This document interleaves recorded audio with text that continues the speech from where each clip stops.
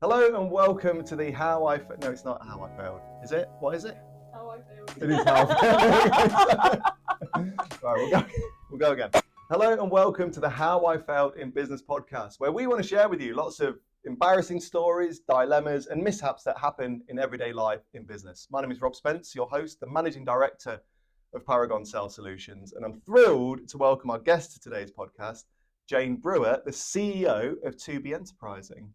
Is that right? That's right. Yeah. Good to see you. You looked at me like I'd said everything wrong then. I was like, "Who's? No, my name's Sally." How are you? How was your journey from Swansea? It was good, yeah. It's a bit of a way, but leaving early in the morning, it's absolutely fine and a pleasure to come up here again. Oh, absolutely. And you had the Breakfast of Champions today? Breakfast of Champions, yeah. Marks and Spencer's, jelly snakes, a couple of Maltesers, whatever was left in the car, actually. Oh, no, not from the floor? The kids. Not from the floor. Oh, okay. I was going to say that's dangerous. Left over in the packet. Some kids' quavers stuck by the seatbelt. Oh, definitely. There's plenty of those. Nice. Well, look, really appreciate you joining us. And I'm really excited because I've had a big stalk on your LinkedIn and you've got a really vast, for someone so young and beautiful, we've got to cut that out. That sounded really creepy. You've got a vast array of experience on your LinkedIn. Bit sneakily, you've told me another role that you've had before that I couldn't seem to find on your LinkedIn, so we need to explore that a little bit. That's good. But tell me about 2B Enterprising. What is your mission? What do you do? So 2B Enterprising was set up just over 2 years ago, and the purpose is to provide enterprise education resources to primary schools. It's part of the new curriculum for Wales for primary school teachers to be teaching enterprise. So it's an area that's probably quite unfamiliar to them. So there's a certain element of employability skills, careers advice for the ages 5+. So these little ones that are quite impressionable. So it's talking to them about life skills, work skills that are useful, for their future and to arm them with, the sort of resilience and decision-making capabilities that they will need in secondary school. So it's a series of storybooks and lesson plans and activities that make it really easy for teachers to teach enterprise in the classroom.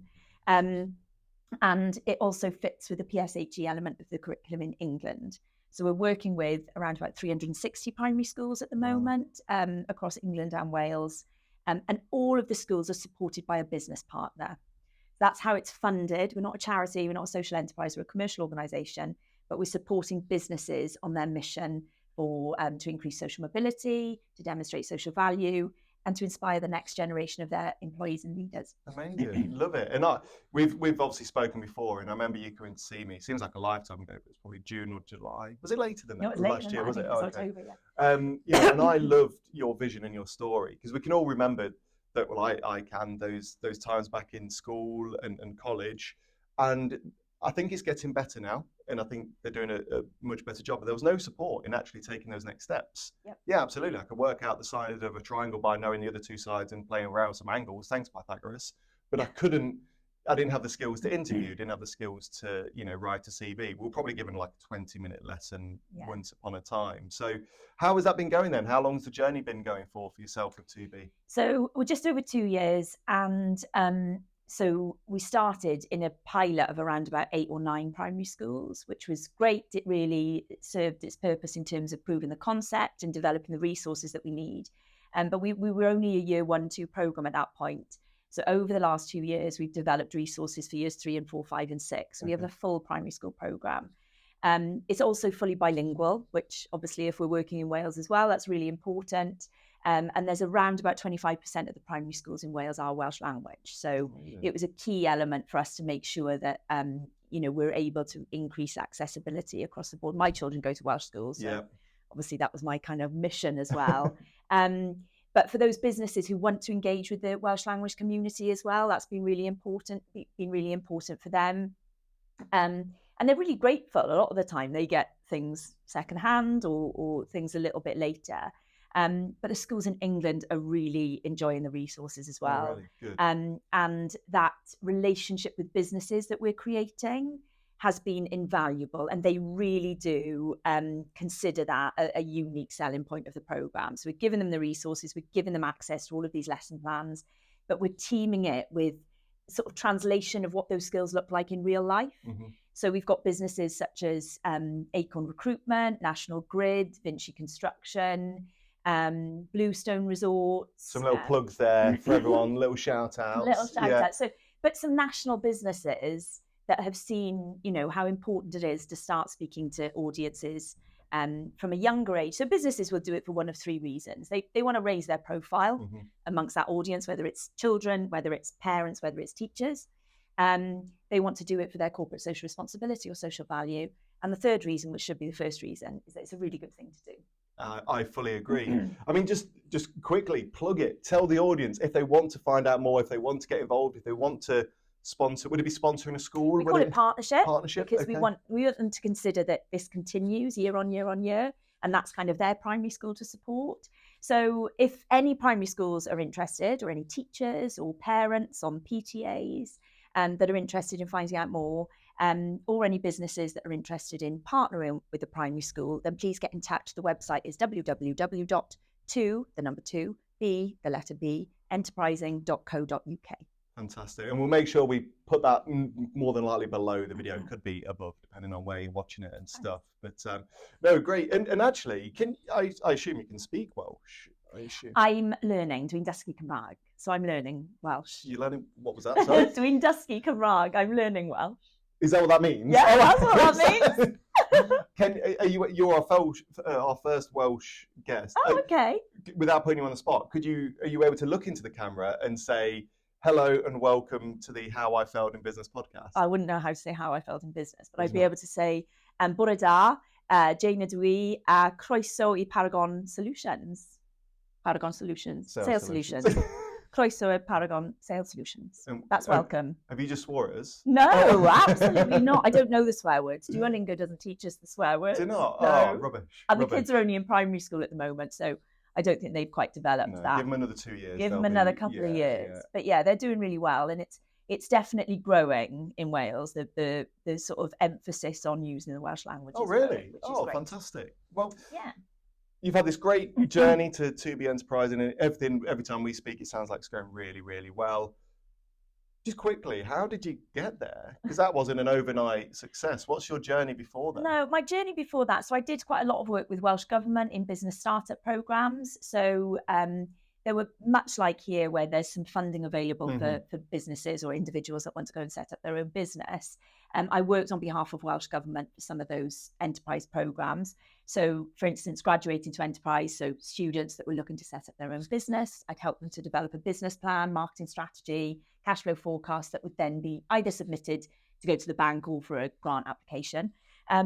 Excuse me. And so that was where really I had my insight into a range of different businesses. Like I probably wrote, hundreds, I'd say probably more than 500 business plans over that period of about 13 years, and really loved it. And what I recognized was it doesn't matter what business you're setting up, the principles are exactly the same. Whether you're setting up a dog walking business or whether you're setting up a multi-million-pound pharmaceutical, manufacturing plant, the level of risk and investment is very different. Yeah. But in terms of the steps that you have to take, in terms of consideration of, the legalities around it, insurances, who your customers are going to be, supply chain processes, all of those things. So I could pretty much write a business plan for anybody as long as they had the expertise. I was able to pull all of that out. And then when I had my own contracts to deliver support, I thought, well, it's all very well, knowing how to write a business plan and understanding the fundamentals of it, but I wanted to go out there and do it myself. Yeah. So I was running my own consultancy practice, but I wanted to do something that was perhaps a little bit more fun that I could talk to students about. Yeah. So I thought, what could I do that I could do in the evenings? I love my day job. What could I do in the evenings that wouldn't distract me too much from my day job? What could I do that there's demand for in Swansea? What could I do that's really good fun? What could I do that I'm good at? What could I do that's legal? That's boring. Which is obviously a consideration. And I'd recently moved back I was living in Bath and Bristol doing my degree and my master's.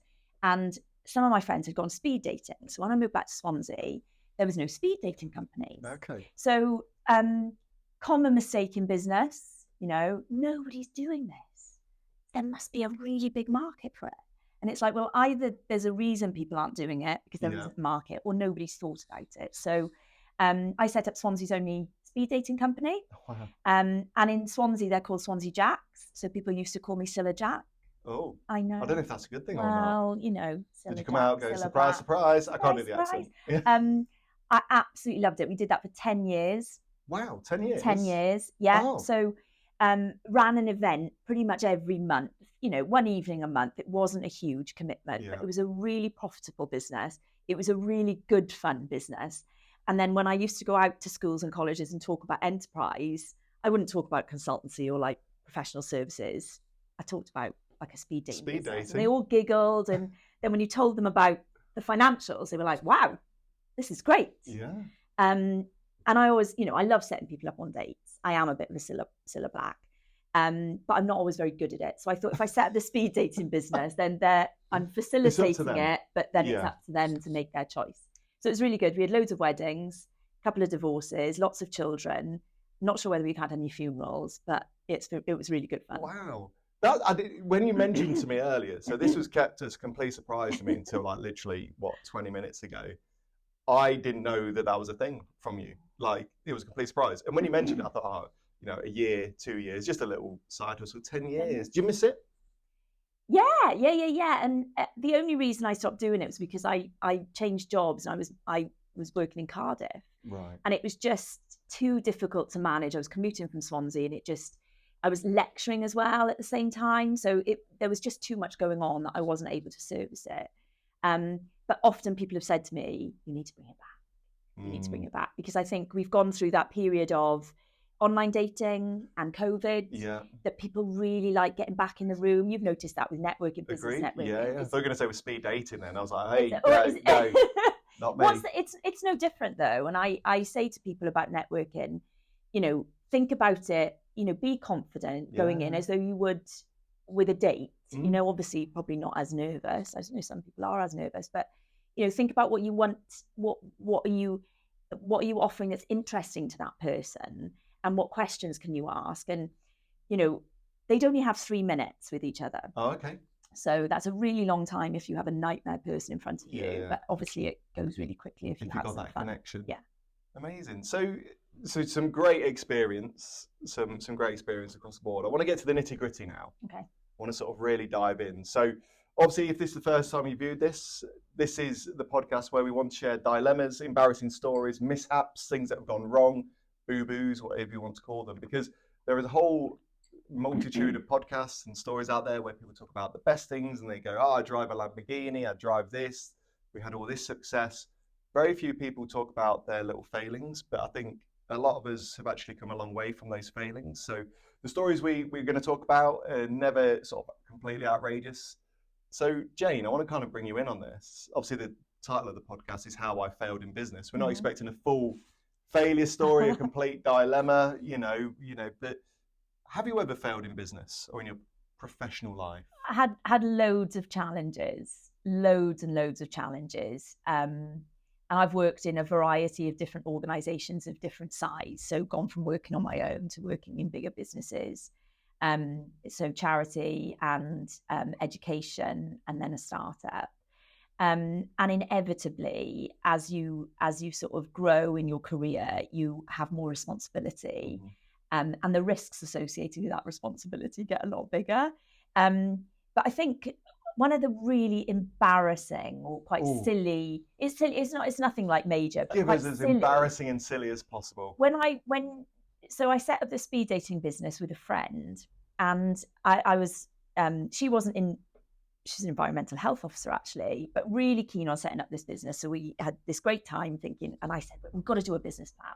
We've got to do a business plan, because you wouldn't build a house without, architecture drawings. Yeah. Let's do our business plan.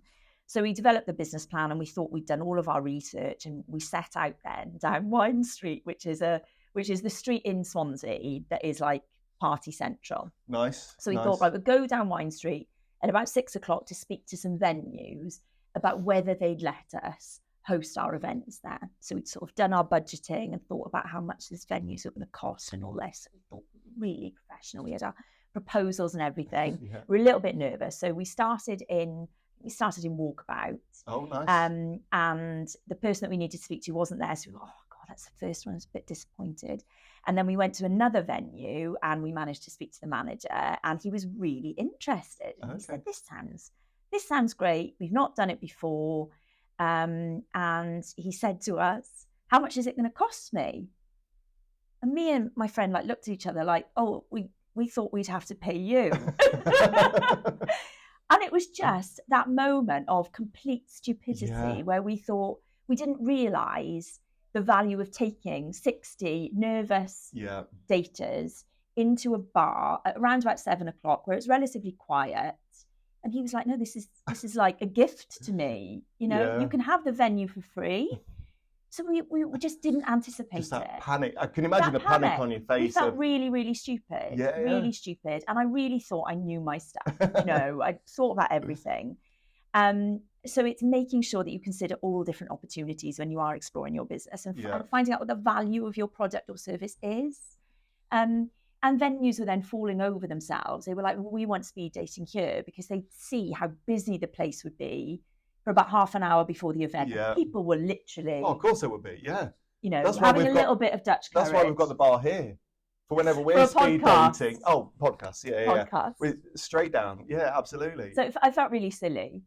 But which you should be. But I bet you've learned from that. That's never happened again. You've always prepared for that. Absolutely, absolutely. And you know, we'd never done it before. You know, we were real kind of, you know, rookies. And I think, but it gets to the point in business, like you can do your business plan, and sometimes you just need to get out there. Agreed. You can plan. And until you're in the market operating and you understand what your customers actually need and what they'll pay, that's when you start running a business. It's a bit like driving a car, isn't it? People say you start, you know, driving a car properly when you pass your test. When you've done it, absolutely. And I always say to the guys and girls here when we're training, there's only so much I can teach you how to do front crawl on the side of the pool. Sometimes you know, I can show you the methods, the techniques, you know. Sometimes you've got to get in the pool and actually try, and it's then when you actually try and figure some things out, really, isn't it? So, that was wasn't as sort of risque of a story as I thought it was going to be with the speed dating at all. But so you saw some success with it all, though. You saw some marriages you mentioned. We had I actually went to the first wedding, which was in the first 2 years of us running the business, and they've got 2 children now, and so it was, you know, and a friend of mine actually met her husband now. And that was a random night that she went out, her and another friend. I won't mention any names, but she knows who she is. And I love that story. And every time they celebrate their anniversary and stuff on Facebook, I'm like, oh my God. Oh, that's sweet. That's speed dating. That's sweet. So we called it Spark Dating. It was, it was really good fun. And like now, nobody ever wants to talk about not the boring. To other people, you know, I loved my job. I loved developing business plans. I loved working with entrepreneurs. But the speed dating will always get attention. I mean, we had one woman turned up in a wedding dress, full-on wedding dress. Why? Full-on wedding. She wanted to show, in her words, Rob, she wanted to show she meant business. I'd be so nervous. Well, you think, but actually she had a lot of men ticked her because they remembered who she was.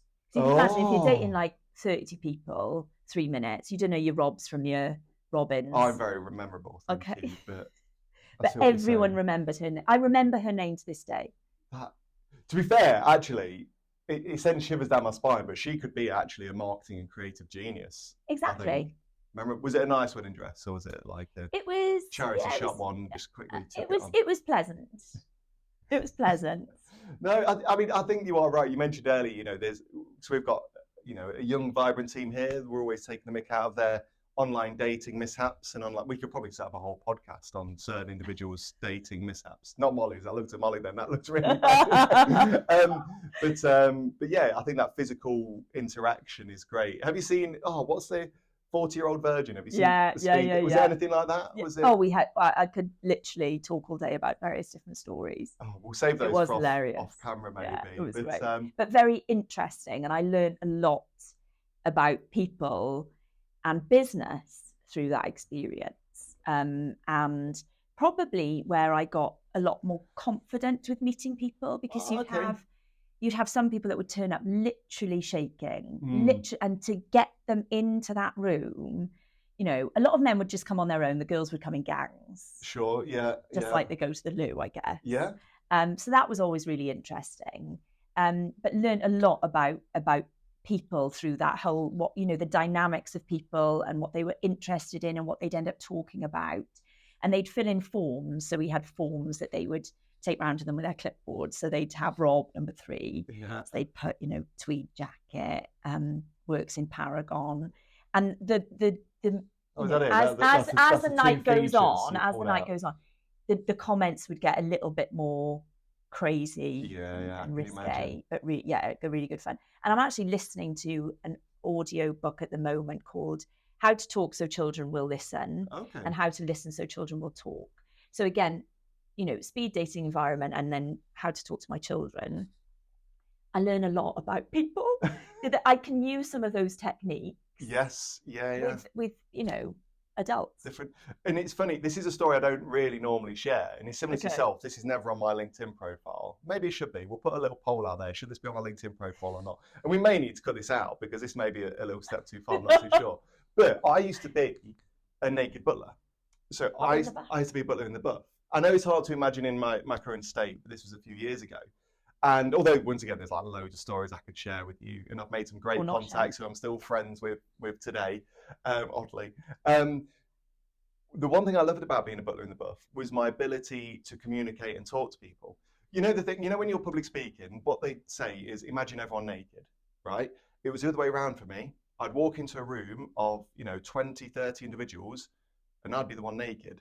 So I always think now, if I can walk into a networking room and talk, if I could do that, walking into that networking room is just so much easier and so much more chilled out than it needs to be, really. So absolutely. You learn, I think you take anything you can from those different experiences. Totally. Really. So anyway, on that bombshell, Molly, do you have some little stories for us? I do. So Jayne, this is the part of the podcast. Also, thank you very much. Thank you. So this is the part of the podcast where I'm going to share some stories from you that have probably been sent in. Not probably, these ones haven't, but these are internal. But that have been sent in by other people, so we can talk about the dilemmas, see if we've ever had anything similar, just to understand a little bit about what you do.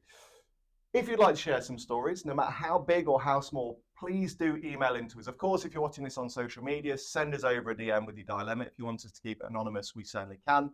If you'd like to email it into us, email to howifailedinbusiness@gmail.com. We also sorted out a proper domain for that, but howifailedinbusiness@gmail.com. The story's going to be as vast and wide as you failed to pay the tax man and you had a whole team of bailiffs come round to do your kneecaps in while you had a client in, to as low as you sent in a proposal to someone and put the wrong name on it, no matter how big or small. So Jayne, I've got one story here for you. Okay. Now this is anonymous. We won't name names because she'll be awfully upset. Now picture the scene. You're a new employee in a business. Okay, probably a week or two in, maybe. Okay, so you're quite new to the surroundings, you're getting to know everyone, and you realise your coffee has gone cold. Okay, and obviously you want a warm coffee. Now, that individual asked around and said, "Oh, what should I do?" Which, once again, I think is an awkward question. Surely you just know what to do with a cold coffee. But anyway, that's by the by.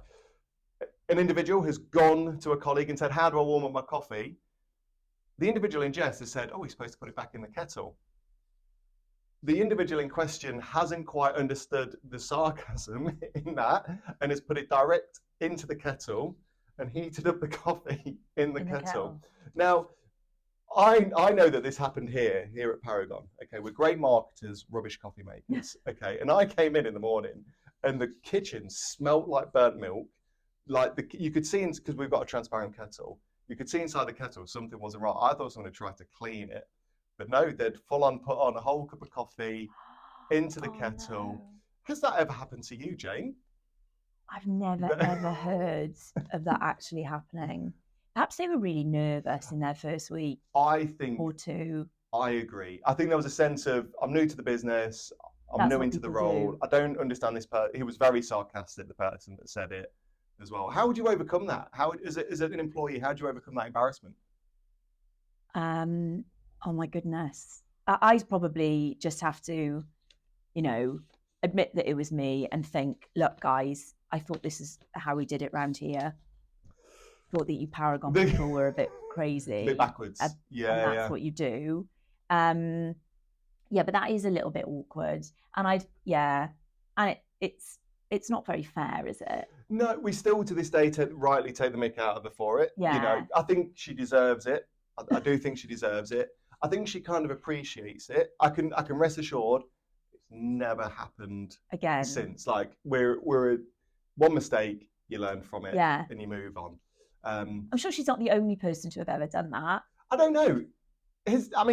Viewer, please do write in, email into howifeltinbusiness@gmail.com. Leave a comment below. Have you ever tried to warm up a coffee in a kettle directly with milk as well? I can maybe understand without milk. If you just had. Yeah. Well, no, I wouldn't understand then either. I don't know. It's quite sticky, isn't it? If you put that in a. I've never done it. We'll try it. We'll try it. No, don't. You'll wreck another kettle. So, Sophia, who are Paragon Sales Solutions? Paragon Sales Solutions are a sales and marketing agency.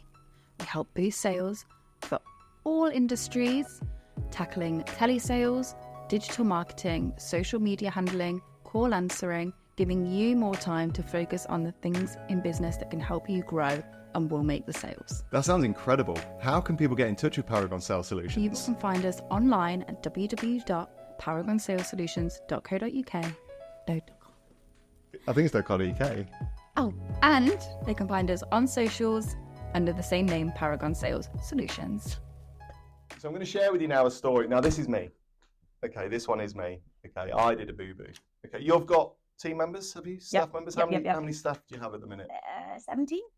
Yeah, wow, okay, I didn't realise it was so high. Okay, so you've got 17 team members. Can you remember when you took on your first employee?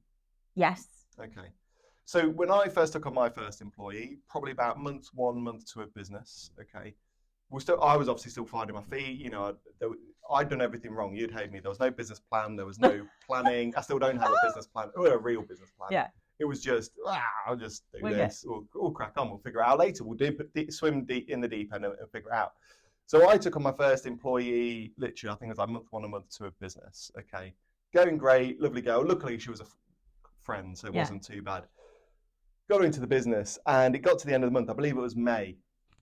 It's the final day in May. I'd been working away all day. She get a message, Rob, am I going to get paid today? And I was like, shit. Like, I think you are. I had no idea. I didn't know what to do, didn't know how to pay anyone. So I'm sat there, probably would have been 2 or 3 o'clock in the afternoon. Google, how do you pay staff? Genuinely, if you check my Google search history, how do I pay staff? And I'm like reading all these articles. I'm like, obviously I know how to do a bank transfer, but I was like, what about a pay slip? What about tax? What about this? What about that? So I'm like, I didn't have an accountant at the time. So literally this was, absolute winging it. So how do you pay staff? Found some software from HMRC, BrightPay, I think it was. Downloaded it, quickly figured out how to use it, set her all up. I was like, Abby, what's your national insurance number? Send it over. What's your bank account details? Literally 5 or 6 o'clock in the evening, she got paid, but I didn't know how to pay anyone. But look how quickly you got it sorted. And I think that's the beauty of the entrepreneur. And I think that story, if anything, this isn't like a dubious plug, but resonates why this podcast is so important. Because I think there's a whole misconception that business people know what we're doing. Oh, no. Do you know what you're doing every single day? No. And I think when you speak to so many different people in different organizations, and having worked in bigger organizations as well, that you think are big, shiny, perfect, they experience exactly the same problems. Absolutely. Exactly the same problems. And that's reassuring. I think we've got to be a lot more honest about sharing some of those stories, which is why this podcast is great. And I'm part of a group now that's called Evo Ultra, and there's 12 members, and we meet every month really early in the morning, 7:30 till about, not speed dating. It's literally like 10 men and 2 women. So it wouldn't quite work out. So we meet 7:30 till 10:30 once a month in Cardiff, and they're all kind of C-suite level. And it's Chatham House rules, and we talk about our business challenges. We talk about how we're feeling that month as well in terms of mojo, personal life, business life. And it is so valuable. It's so valuable. That's my protected time. Because you get to hear about other challenges, and nobody's shy about sharing. And there's people in that group that are running multi-million-pound businesses, and I learn so much from them. And they're exactly the same challenges, sometimes of a bit of a different scale, the higher level risk, but it's just absolutely insightful. And you just think, oh yeah, I thought that you were all polished, but I think it's that honesty. And I'm really honest with my team. I'd like to think that my team would say that I'm honest about the business. The startup environment is very different to working in a big corporate or a public sector organization or whatever. And I'm really honest with people when they do come on board or they're considering coming on board, that this is a different environment. Yeah, I hear a lot of these, whether you label them a mastermind group or whatever, because you've hit the nail on the head. No one goes on LinkedIn. I didn't go on LinkedIn that day and go, oh, guess what, guys? How do I pay my Forgot to pay my staff. Lol. Like, I didn't do it because You wouldn't. No, I mean, I probably would do now because I don't know. I think as I get older, I've got like less of a I don't give a shit kind of mentality maybe, but or more of that. But like every entrepreneur rarely comes out and says, oh, I've messed up. Oh, I've done this. It's all, oh no, I've done all right. Look at my turnover. Look at my employees. Look at this. Look at that. I'd love to hear from you guys. If you do have a story, it could be anything as extraordinary or as minimal as you need it to be, or that you're willing to share. It can all be anonymous. Please do email into us at Molly. business@gmail.com. Thank you, Molly. Yes, I nearly forgot again.